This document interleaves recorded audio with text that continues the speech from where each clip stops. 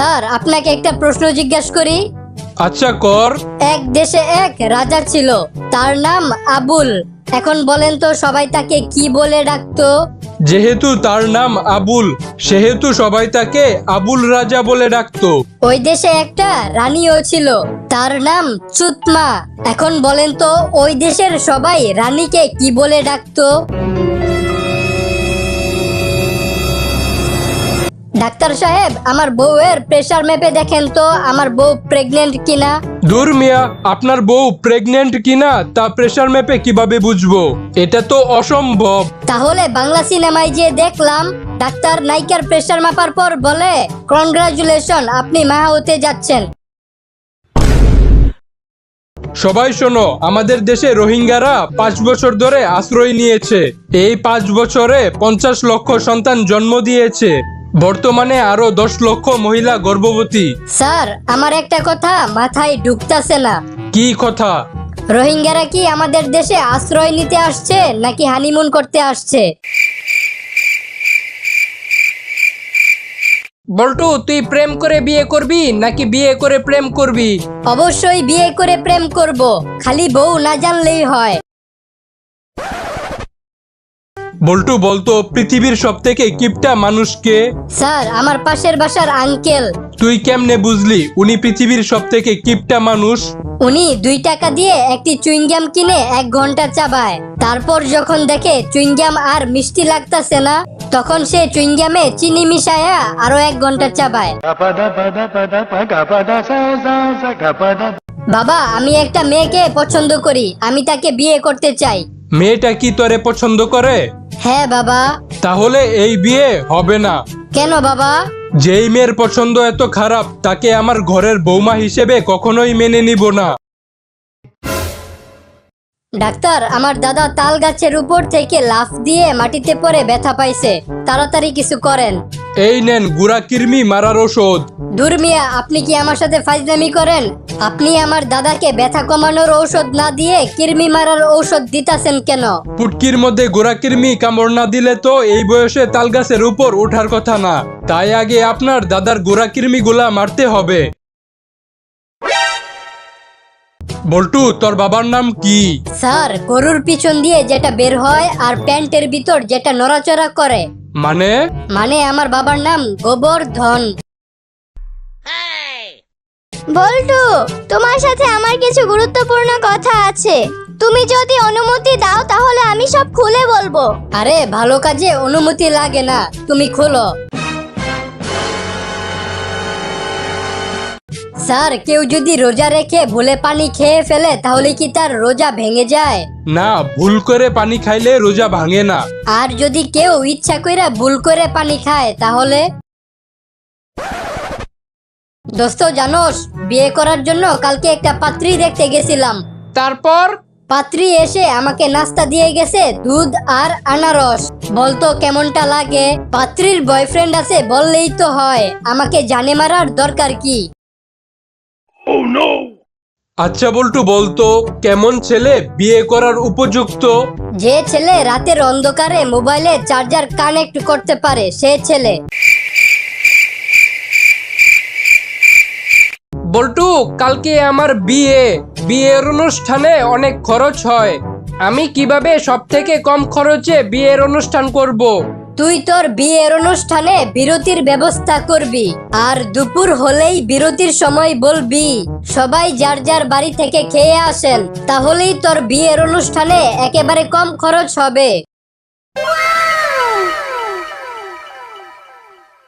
বল্টু, কালকে তোদের ছুটি থাকবে। কেন স্যার? কারণ কালকে আমি গরুর হাটে যাব। স্যার, গরুর হাটে গেলে সাবধান। কেন? কারণ একটি মাত্র লাথি নিভিয়ে দিতে পারে আপনার বংশের বাত্তি।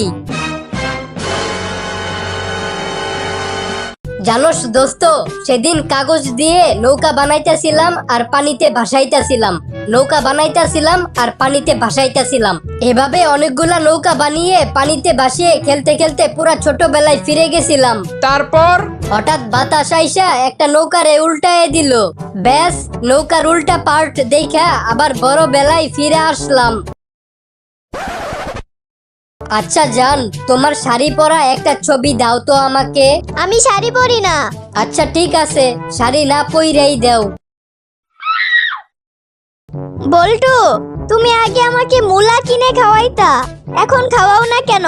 দূর হারামজাদি, তোর পাদের গন্ধ আর আমার সহ্য হয় না, তাই আর কিনে দেই না।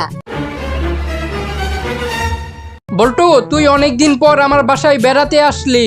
আমি অনেকদিন পর তোর বাসায় বেড়াতে আসলাম। আসার আগে তোর জন্য অনেক কিছু আনতে চাইছিলাম, কিন্তু তোদের এলাকার দোকানদারগুলা এমন কেন? কেন, কি হয়েছে? একটা দোকানদারও আমাকে বাকি দিল না। এই যে ভাই, আমার এমন একটা পাসপোর্ট সাইজের ছবি তুলে দেন যাতে আমার জুতাগুলোও দেখা যায়। কোনো সমস্যা নাই, আপনি এক কাজ করেন, জুতাগুলা খুলে মাথার উপরে রাখেন। স্যার, জীবনে কাউকে ছোট ভাববেন না, কেন? কারণ 2 টাকার মূলাও 2000 টাকার পারফিউম নষ্ট করার ক্ষমতা রাখে। ডাক্তার, আমার দাঁতে পোকা হয়েছে আর সে পোকাগুলো আমার দাঁত খেয়ে ফেলতেছে। আপনার দাঁত তুলে ফেলতে হবে। আচ্ছা, তাহলে আমার দাঁত তুলে ফেলুন। আয় হায়, আপনি এটা কি করলেন? আমার ওপরের দাঁতে পোকা হয়েছে, কিন্তু আপনি আমার নিচের দাঁত তুলে ফেললেন কেন? আরে, নিচের দাঁতের উপর দাঁড়াইয়াই তো পোকাটা উপরের দাঁত খাইতাছিল। বল্টু, কালকে তোর হাতে 12 ইঞ্চি লম্বা একটা ফোন দেখলাম, তা তুই এত লম্বা ফোন পাইলি কোথায়?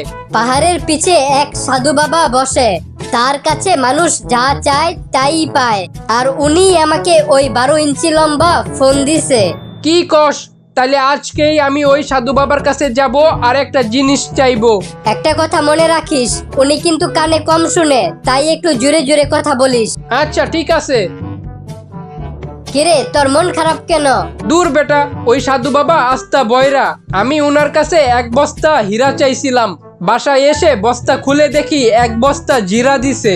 আরে ছাগল, তোর কি মনে হয় আমি কি উনার কাছে 12 ইঞ্চি লম্বা ফোন চাইছিলাম? বল্টু, তোর মেধা এতই কম যে তুই এইবার পরীক্ষায় ফেল করছস। স্যার, আপনি ভুল বুঝতেছেন। মানে আমার মেধা কম না, পরীক্ষায় আমি যারটা দেখে লেখছি তার মেধা কম ছিল।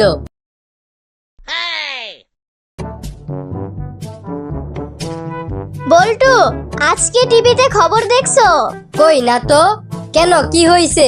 এক লোক তার গার্লফ্রেন্ডকে নিয়ে তার বউকে মেরে ফেলেছে।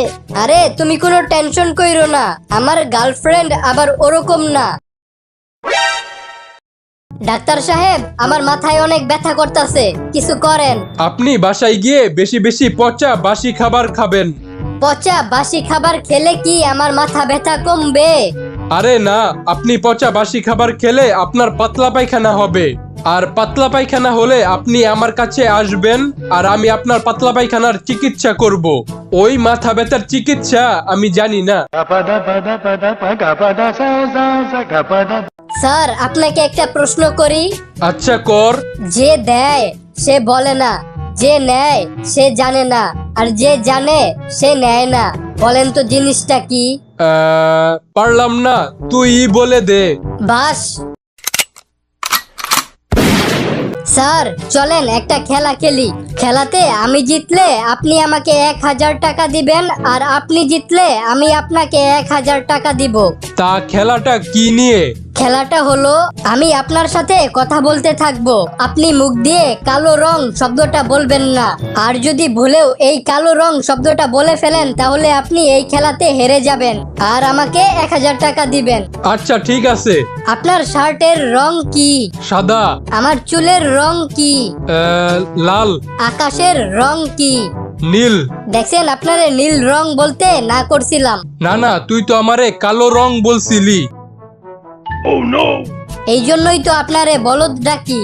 এখন দেরি না করে তাড়াতাড়ি টাকা বের করেন। কিরে বল্টু, তোর মন খারাপ কেন?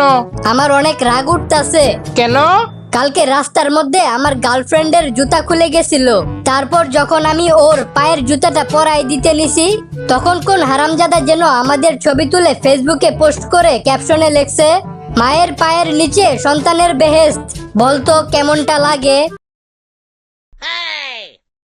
কি ব্যাপার, আজকে অফিস থেকে আসতে তোমার এত দেরি হলো কেন? আর বইলো না, আজকে রাস্তা দিয়ে আসতাছিলাম ঠিক তখনই মা পাশের বাসার রহিম আমারে মারছে, তুমি আসো এর বিচার করবা। তো যেটা বলতাছিলাম, আজকে বাসায় আসতাছিলাম তখন হঠাৎ করে একটা কুত্তা মা তাড়াতাড়ি আসো।